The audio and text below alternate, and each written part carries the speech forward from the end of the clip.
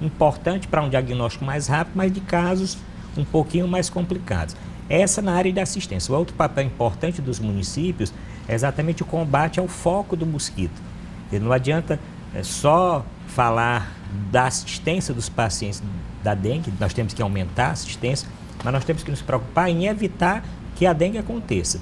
Esse ano realmente nós tivemos um fator novo, que é o dengue tipo 4, circulando e as pessoas não têm imunidade. Agora, a infestação predial, principalmente em Fortaleza, está muito alta, ou seja, a quantidade de domicílios com foco do mosquito da dengue está muito alta em grande parte dos bairros. Isso faz com que a doença se transmita com mais facilidade. O senhor citou aí a entrada do tipo 4, mas ano passado eu acho que a gente já estava sofrendo com essa entrada do tipo 4. Me corrija se eu estiver errado. Tipo 4 tivemos um caso confirmado ano passado. E por que ano passado a gente teve uma epidemia também? Porque circulou o tipo 1. Então é importante falar dengue. Dengue não depende muito do humor do gestor ou do estado, muitas vezes do município, evitar que surja um sorotipo. O sorotipo de dengue é uma mutação do vírus. O vírus no Brasil pode estar circulando o vírus da dengue 1, pode estar circulando o 2, o 3 e o 4. Dependendo da incidência e do ano que isso acontece, pessoas vão ter mais facilidade de adquirir, porque não tem imunidade, porque não tiveram anteriormente, e dengue deixa imunidade. Quem teve o tipo 1 não vai ter mais o tipo 1, quem teve o 2 da mesma forma, quem teve o 3. Agora, como ninguém teve o 4, todos estão realmente expostos. Então, esse ano é um ano atípico por causa disso. O ano passado ele entrou no Brasil. Alguns estados apresentaram um número maior de casos, mas no Ceará nós tivemos um caso confirmado. 99% dos casos do ano passado foi tipo 1, e alguns casos tipo 2 e um caso tipo 3, quer dizer, o tipo que circulou. E isso influencia realmente no número de casos. Esse ano, vamos ter no Ceará, em Fortaleza, um número menor do que o ano passado. Aliás, o número de casos com relação à dengue não é nem o principal fator. O principal fator é a gravidade destes casos. E como o dengue tem ampliado realmente para esse outro tipo, tipo 4, a doença dá de uma forma mais grave, porque existem reações imunológicas do organismo da pessoa que fazem com que a pessoa possa ter essas complicações. Daí a nossa preocupação é dotar os hospitais de uma estrutura melhor para atender os casos graves, fazer uma hidratação vigorosa, se o paciente estiver realmente extremamente grave, ter leitos para internação, dotar as unidades de pronto atendimento de uma forma mais rápida, de ter o resultado de um exame, também hidratar em termos de observação, e aí o paciente não tendo nenhum risco, ele não precisa ir para o hospital, ele vai para casa, e essa articulação com os municípios, que são os, vamos dizer assim, os detentores da gestão dos postos e das unidades de saúde. Secretário, o cearense também associa muito os casos de dengue à chuva, né? Esse ano a gente não teve tanta chuva e as pessoas também não conseguem entender um pouco essa relação. Queria que o senhor explicasse. Se não teve tanta chuva, por que tem tantos casos? Isso é importante. Nós devemos associar a água acumulada. 70% do foco da dengue está dentro de casa, então não depende nem da chuva, porque as pessoas acumulam água para beber, ou para fazer o alimento, ou para a higiene. Nós temos 70% do foco dentro de caixa d'água, que não depende da chuva, né? A chuva ajuda no fator pequeno, que é exatamente no lixo, às vezes no quintal, é no copo descartável, é no pneu, é no jarro, mas que tem uma influência grande no sul e sudeste, porque no nordeste a grande parte do foco está dentro da quartinha, do pote, da tina, da lata ou da caixa d'água que eu falei. Então, num período desse, até que chove pouco, as pessoas acumulam mais água dentro de casa. Então, nós sempre alertamos, independente da chuva. Uma outra coisa importante é que o mosquito, ele tem se adaptado muito a um ambiente diferente. Antes nós falávamos só, o mosquito, ele só reproduz, só coloca os ovos em água parada e limpa. Hoje isso não é verdade, nós encontramos larvas do mosquito em água suja. Encontramos ovos do mosquito em locais onde a água é suja e ainda em movimento. Então é importante falar isso. O importante hoje, 70% do foco do mosquito está dentro de casa. Se todos que estão escutando o programa procurarem saber se sua caixa d'água está coberta, se tem foco do mosquito, se tiver, limpar bem ali a borda com água e sabão, esvaziar a água, botar água nova e depois telar. Se fizer a mesma coisa no pote, na quartinha, na lata, se tiver cuidado de uma limpeza no quintal, evitando realmente que esses objetos que acumulam água da chuva, ou mesmo que não seja da chuva, que eles ficam expostos, nós já estamos reduzindo em 70% o foco do mosquito. E aí, O trabalho dos agentes de endemias, que deve ser facilitado, aqueles que andam com a escadinha, que vão botar aquele larvicida. O papel do fumacê, que é um papel posterior, porque o fumacê só pega o mosquito adulto. Então é importante, nós temos que evitar os ovos do mosquito, depois evitar as larvas e finalmente evitar que o mosquito adulto realmente pique. Então esse ano nós estamos pela segunda vez, já é o segundo ciclo que nós fazemos em Fortaleza, em termos de fumacê em toda a cidade. Estamos completando essa semana o segundo ciclo, uma coisa até assim, um esforço muito grande da Secretaria de Saúde do Estado, um esforço grande do município também, em termos de agentes de endemias. Mas nós temos que envolver nessa área de prevenção também a população, também engajar a população nisso aí. E nós do Estado temos que ajudar nessa parte preventiva e trabalhamos muito na área da assistência, evitar com que as pessoas tenham sintomas e não tenham facilidade de procurar um serviço de saúde. E ficarem alertas, sintomas leves, procurar o local mais próximo. Um sintoma mais grave, então procura um hospital.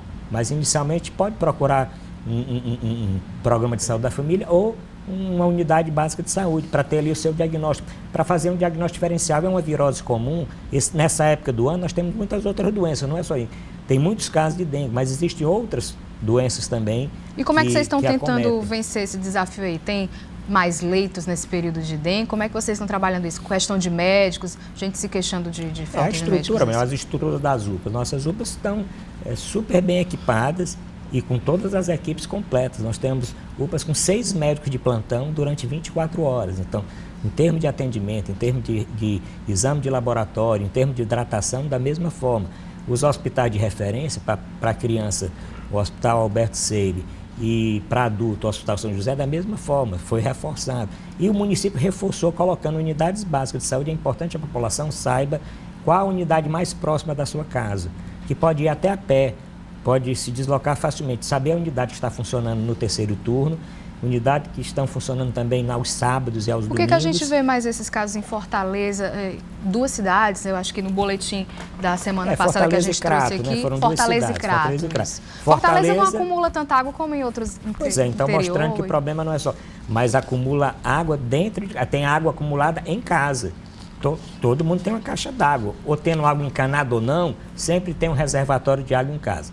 Mesmo o abastecimento de água sendo intermitente, que às vezes não chega água encanada em todos os bairros, principalmente na periferia, as pessoas acumulam água de um dia para o outro, acumulam muitas vezes por vários dias. Esse acúmulo de água, sem esse tratamento que eu disse, sem esse cuidado de ser coberto, de se lavar o recipiente, que faz com que essa infestação...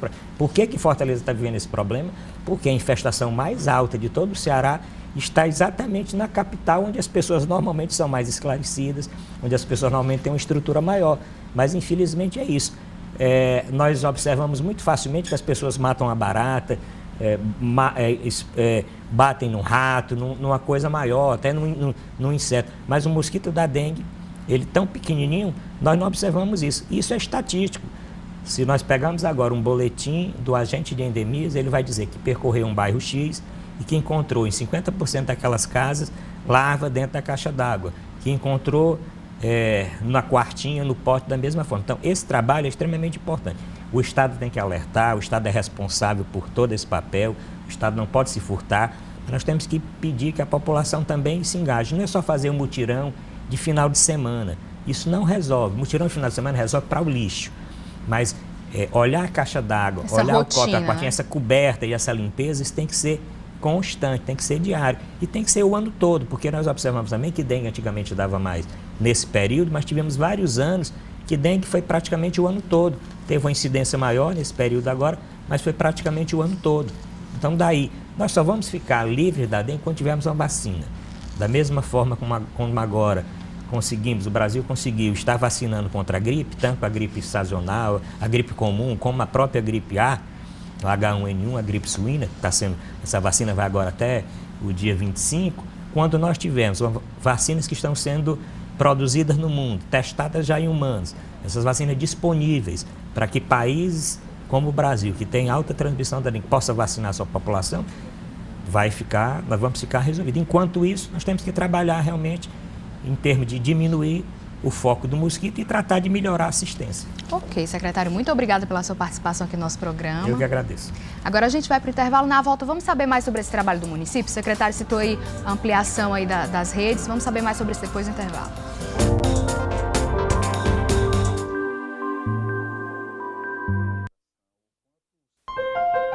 Estilo é poder fazer as melhores escolhas para a sua vida. Chegou o Unimed Estilo, o plano top da Unimed Fortaleza, que oferece atendimento em hospitais de referência em todo o país, além de benefícios exclusivos, como resgate aéreo, seguro e assistência médica internacional opcionais. Unimed Estilo, exclusividade para viver o melhor da vida. Seu televisor ficou pequeno para tanto conteúdo. A nova programação da TV O Povo vem com tudo que você gosta: cultura, entretenimento, jornalismo, saúde, moda e muito mais. Tudo de um jeito simples e libertador, que faz reagir, pensar, querer, mudar. E quando você muda, mudamos com você. TV O Povo, conteúdo de TV fechada com sinal aberto. Existe algo mais democrático que o povo e mais questionador? É com a coragem do povo que se constrói uma sociedade, um país, um mundo feito de emoção, de raça, de atitude, de um povo com opinião e unido pela informação que circula a toda hora, que acontece em todos os lugares e que coloca você no centro de tudo, que nos faz interagir, contestar, fazer negócios, consumir, compartilhar. E tudo isso de um jeito muito simples. Hoje, agora, sem esquecer o passado, de olho no futuro. O povo, você presente.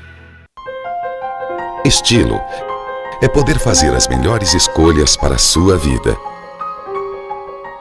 Chegou o Unimed Estilo, o plano top da Unimed Fortaleza, que oferece atendimento em hospitais de referência em todo o país, além de benefícios exclusivos, como resgate aéreo, seguro e assistência médica internacional opcionais.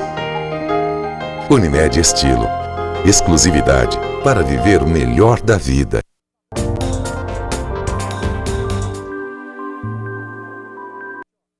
A gente continua aqui o Vida e Saúde falando sobre a dengue e os casos em Fortaleza. Vamos saber mais aqui sobre o porquê dessa epidemia aqui, o que é que tem sido feito pelo município. O nosso entrevistado é o coordenador de epidemiologia aqui do município de Fortaleza. Antônio, eu queria que você explicasse para a gente como é que tem sido essas ações. O secretário do Estado citou um pouco aqui a questão dos postos de saúde, né? Como é que vocês têm trabalhado aí para dar conta dessa quantidade de pessoas a mais que têm procurado os postos de saúde hoje em Fortaleza?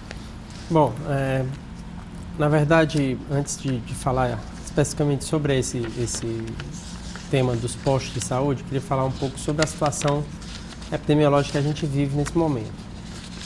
Fortaleza teve, desde a grande epidemia de 94, sucessivos anos epidêmicos, causados por diferentes sorotipos do vírus. E pela primeira vez, em 2012, muito provavelmente, nós estamos com a maioria dos casos sendo causada hoje pelo sorotipo 4, um foi sorotipo falado que nunca aqui. Circulou. Então você tem uma suscetibilidade da população de 100%. Na medida em que esse sorotipo passou a ser identificado em Fortaleza, as ações do plano de contingência municipal foram desencadeadas. Essas ações, elas são ações no âmbito do controle vetorial, como por exemplo, o fumacê, borrifação na cidade e intensificação das visitas dos agentes de endemias, até ações no âmbito da assistência. No âmbito da assistência tem ações na atenção básica e ações na atenção especializada hospitalar. Na atenção básica, fundamentalmente, necessidade de você estabelecer algumas unidades básicas que seriam de referência. No caso do município, são 17 unidades distribuídas nas 6 regionais. O que seriam unidades básicas de referência nesse caso? São unidades que são dotadas normalmente de alguns insumos e materiais necessários para a condução adequada dos casos menos graves de dengue. Por exemplo, casos soro. Soro, reidratação venosa, fundamentalmente, eventualmente com cadeiras apropriadas, com facilidade de transporte, coleta e leitura de exames laboratoriais em tempo hábil, que facilita a classificação daquele caso, né? E, se necessário, nós também implementamos o chamado transporte social, que é feito por combis, que se deslocam normalmente do posto para o hospital e vice-versa. Dependendo da gravidade, você vendo, se um caso for menos grave, ele sai do nível hospitalar para o nível básico, no nível primário. E se for um caso grave identificado no nível básico, ele seria transportado para o nível hospitalar para uma condução mais arrojada, mais adequada daquele caso que estaria numa classificação C ou D, 3 ou 4, como um caso mais grave. E com relação ao posto que eu lhe perguntei, questão de horários, vocês mudaram também isso? Normalmente as unidades, as de referência, elas teriam terceiro turno, todas elas. Né? Então elas teriam turno manhã e tarde, mais o terceiro turno, que é um turno noite, normalmente até 10 da noite. A partir de 10 da noite, as ações nos hospitais que eu não mencionei seriam, sobretudo, você ter recomposição de escala com contratação de mais médicos. Tem sido tentado muito pela Secretaria Municipal de Saúde. E nós temos contratado em regime especial um número maior de médicos para que você tenha sempre, sobretudo médicos clínicos, aptos a conduzir casos a qualquer hora do dia ou da noite nos hospitais. A gente vê o noticiário e cada vez mais, assim, desse mês passado para cá, tem acontecido casos de pessoas que estão se revoltando dentro de hospital, dentro de posto. Como é que deve ser a orientação para evitar esse tipo de situação, né, que não é agradável nem para a saúde e nem para a pessoa que está se tratando, nem para o que está lá acompanhando? Normalmente, assim, é bom que fique claro isso. Não existe nenhum interesse, obviamente, de nenhuma autoridade sanitária pública de que falte profissionais em nenhum setor. Nem no hospital, nem nas unidades básicas. Se isso ocorre, sobretudo, ou por falta, ou por uma demanda aumentada subitamente, como foi o caso, né? Agora de abril para maio, você teve um aumento explosivo de demanda em todos os setores. Então, você tem um aumento de pessoas para serem atendidas nos turnos, evidentemente causa estresse nas pessoas. Isso tem causado não só na rede pública, a rede privada tem relatos sucessivos de problemas relacionados à espera prolongada de pacientes, né? O que nós temos tentado fazer é o que eu mencionei, o que está estabelecido no plano de contingência, que a gente faça contratações o mais rápido possível. Isso tem sido tentado pela Secretaria Municipal de Saúde sucessivamente. Nós ainda temos, de fato, um gargalo, boa parte do Brasil, em relação ao número de médicos, né? Então, você tem, eventualmente, um número de médicos